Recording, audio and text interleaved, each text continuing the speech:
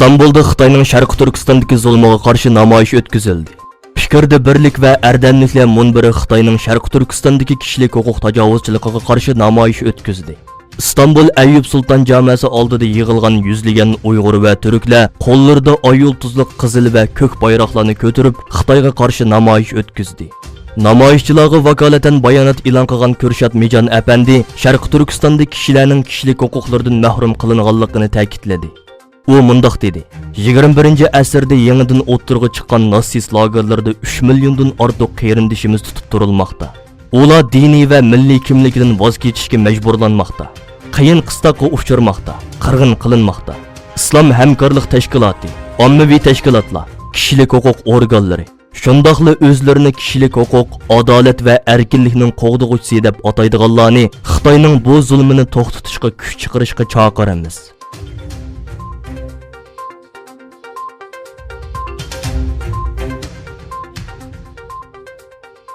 Amerikalik Kengash palata a'zolari Xalqaro Olimpik komitetiga maktub yozdi.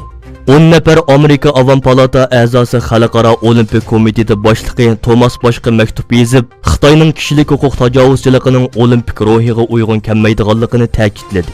Cumhuriyetçi Kengash palata a'zosi Marsha Belakburun boshchiligidagi 10 nafar parlament a'zosi Xalqaro Olimpik komitetiga yozgan maktubda 2022 yillik qishliq olimpik yig'inining Beijingda o'tkazilish qarorining qaytadan ko'zdan kechirilishi kerakligini aytdi. Ularning orasida sobiq Amerika prezident nomzodi Marco Rubio bor. Bundan burun olimpik tanarkat yig'ini jarayonida Xitoyning jamiyat tartibini bostirishni bahona qilib, Uyg'urlar, Tibetlar va faoliyatchilarga bo'lgan bostirishni kuchaytirishi tanqidga uchirgan edi.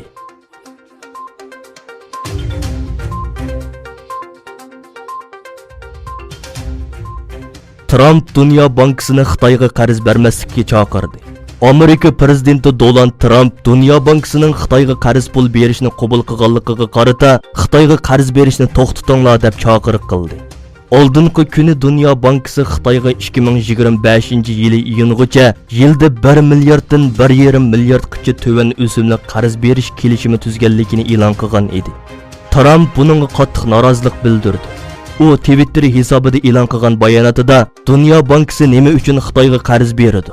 Bu qandoq mumkin bo'ladi? Xitoyning nurg'un puli bor dedi.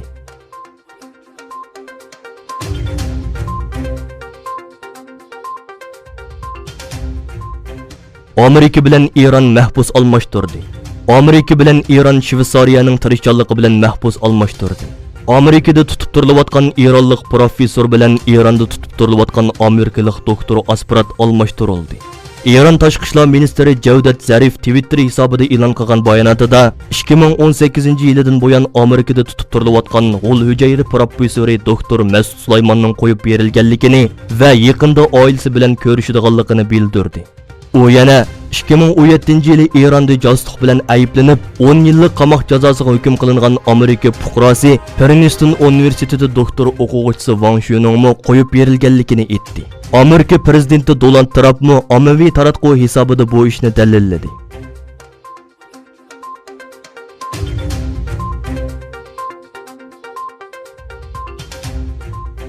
Fransiyadagi namoyish qatnashni palash holga tushirib qo'ydi. Fransiyada prezident Macronning pensiya islohotiga qarshi namoyish va ish tashlash 4-kuniga qadam qo'ydi. Fransiyada tunji kuni 800 ming kishining qatnashi bilan boshlangan keng ko'lamlik namoyish va nurg'un sohalarda boshlangan ish tashlash bugunmi davomlashmoqda. Namoyishlar sababli davlat miqyosida poyezd qatnashi palash holiga tushib qoldi. Cho'ng shaharlarda bo'lsa qatnash zo'r to'salg'iga uchirdi. Yana bir tarafdan soqchilarning namoyishchilarga o'lchamdan oshirib mudohala qilishi tanqidga uchirdi.